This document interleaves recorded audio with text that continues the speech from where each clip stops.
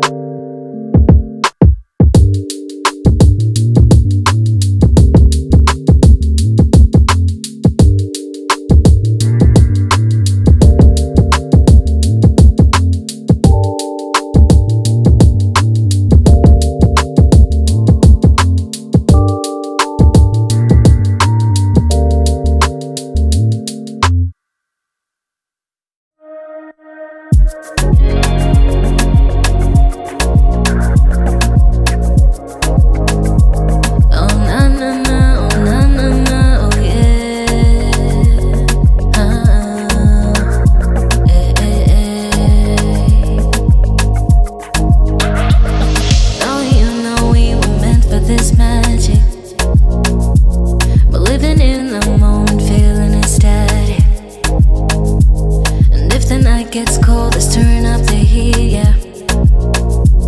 With every beat we feel, the night could be surreal. Could be surreal. When the beat drops down low, let it pull you in real close. Are you down for it? Tell me, are you down for it, boy? And when the lights get low, let the shadows steal the show. Are you down for it?